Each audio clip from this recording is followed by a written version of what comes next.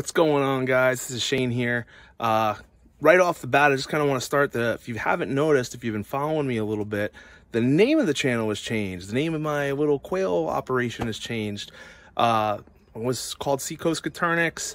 Kind of realized a lot of people were reaching out. They didn't know what Seacoast I was a part of. So I didn't really think about that when I thought of the name of the channel. But anyways, we're going to be New Hampshire Quail and More. Let you know where we're from. So if you're local, you can kind of find us pretty easy, and so on and so forth. So I think it just kind of lets you all know a little bit about more the location I'm at, so you don't have to wonder which part of the country we're from. So anyway, we're here. We're in New Hampshire, near the seacoast of New Hampshire, but kind of just makes things a little easier. Anyways, that's not what this whole video is about. What I wanted to talk to you guys a little bit about today was my quail brooder barn. This guy right back here. This is something that I put together originally actually as a playhouse for my kids. So they've gotten a little bigger. They've kind of outgrown it. But it kind of doubled as a place for me to brood my young chicks. When they're not ready to go off the heat, they're not ready to go out back where the rest of the quail are, I can keep them right in here. I'm going to show you inside of this and kind of how I put it together. But, well, there goes the home sweet home sign. But anyways, that was just resting up here anyway. But this kind of was my solution to not having 70, 80 chicks in the house. If any of you have kept a brooder and you've hatched out, you know, I mean, even 20 chicks, when they're 2-3 weeks old, and if it's winter, where, you know, right now we're having a warm day, thankfully, but our nights have been getting down into the 20s here, so it's getting pretty chilly already. They're not quite big enough, and they're not quite feathered out enough to go outside. You're keeping them inside. They smell. They will smell up your whole house. You're changing them constantly, and that's with like 20 chicks or so. If you have 50, 60, 70 chicks, it's impossible unless you have a spare room, you have a garage, you have a barn, you have somewhere to keep them. So this was kind of my cheap and easy solution. So I'm going to go ahead, give you a quick tour of this, show you the outside, show you the inside, kind of let you know the gist of how I put it together. And hopefully it'll help you if you're in the same situation. All right, so here is the brooder barn. Now, to let you guys know, I put this together for probably under $100. How did I do that? 90% of the wood used for this was made with pallet wood, free pallet wood that I found. It was framed in pallet wood, basically just using pallets. And you can kind of see it on the inside. I'll show you in there in a little bit. But pallets made up so much of this wood. And the whatever wood was not pallets was actually, if you go to Lowe's, they have these things called fence pickets. And they're super cheap, and they're solid wood, and they're pressure treated, so they're gonna last. They are, I wanna say like $2.50 for a 6-foot board, 6-inch by about 6 feet, which is ridiculously inexpensive. So I was able to go ahead and basically put this together with pallet wood, those, and then just some little, you know, trim pieces and stuff that I had kicking around. And that was it. The top, you could use a tarp or something if you don't have. I happen to have just some leftover cheap roofing material that I was able to throw up there, and then just kind of staple it down. We've actually had this for about 2 years, and it's held up just fine. So this is basically it. It's about 8 feet wide by 4 feet deep. This right here is a little screened in window that I open up to let some sunshine get into the birds on warmer days, and I close it up at night. Again, like I said, this was used as a kind of a playhouse for my kids. So there are some windows back there. When the quail are in here, I go ahead and I just board it up.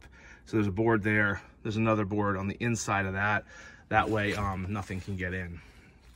But you can see those are the Lowe's fence pickets that I used. So they look kind of cool. You can paint it if you want, but it's worked out fine for us. And that's pretty much it. You know, it's not a hard thing to do. Basically, if you look at it from the side view, you can kind of see it through the fence pickets. There's one pallet there, one pallet there, and then where the slats are, that's where I ran those fence pickets, okay? And just did the same thing on each side. So if you go to the front, It was basically 2 pallets stacked on top of each other, and then the fence pickets, and then I just cut out a space for the door.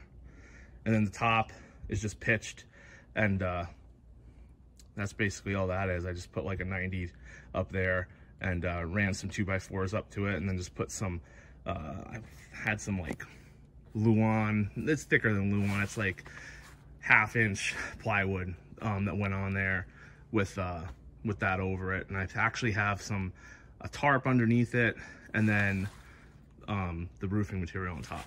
But you don't have to do that. You could just run a tarp on it or something. If you're wondering what that thing is back there, that's my girl's aerial silks. If you're like, what in the world is hanging there? They do little tricks in the air with that thing. But anyways, let's go check it out inside. I'll show you the inside. I'll show you some of the babies that are in here. All right, this is the inside of the brooder barn. As you can see, I have it lined with 6 millimeter plastic wrap that I got from Lowe's. I think it was like 15 bucks for a roll, which makes cleanup an easy thing to do. I built a second little area there for storage. You can see the 2x4s that I just kind of used to brace the roof. And then there is plastic wrap actually underneath that 6 millimeter wrap. It's underneath the shavings here. So when I want to clean it out, I just pull the shavings out. That wrap keeps everything nice and tight. It also prevents any draft from getting in here for the birds. And let me tell you something, with that light right there, with a 250 watt bulb in there, with this plastic wrap keeping the draft out, one night this week it got down to like 22 degrees. I came in here and it was like 58 degrees in here. So that alone just keeps it so warm in here. So this is ideal for chicks that are about a little bit over a week. So I keep them inside for that first week just so they start to get a few of their feathers, and then they go out here. These guys went here when they were just over a week old, and they've been fine, and they've been out here in some really cold nights with that light there, and that's all they needed. They stayed fine. So this is kind of another easy, cheap, inexpensive way to go ahead and get your own little brooder barn going if you don't have the space, if you don't have your own barn, or you don't have the space inside to keep a whole bunch of chicks. Like I could fit, and there's only 13 of them in here right now, but I mean I could fit a ton of chicks in here. I've got 60-70 eggs about to hatch. I'll easily be able to put those babies out here once they're about a week old. So then they're only staying inside for a week, and when they really start to get messy and smelly, they're out here, which is awesome, which is exactly what the goal of this was. And like I said, the window there is screened in so nothing can get in, and I shut that window at night, turn the light on. It's not even on for these guys, they don't need it, but I put it on at night. It's only 125 watt in there, and that's really all they need. They're going to be out with the rest of them out back next week. So yeah, anyways, I hope this helps. Hope this gives you guys a couple ideas, some things to do. Just resourceful little things you can do if you don't have the space and you don't have a ton of extra cash to put into something. You can get these birds out of your house just by using a little ingenuity, some free wood, some cheap wood, and putting something like this together. So thanks for watching. Please like and subscribe. I hope this helped you guys. Oh, and by the way, I want to give a shout out to Rebecca Lynch from Thieving Otter Farm.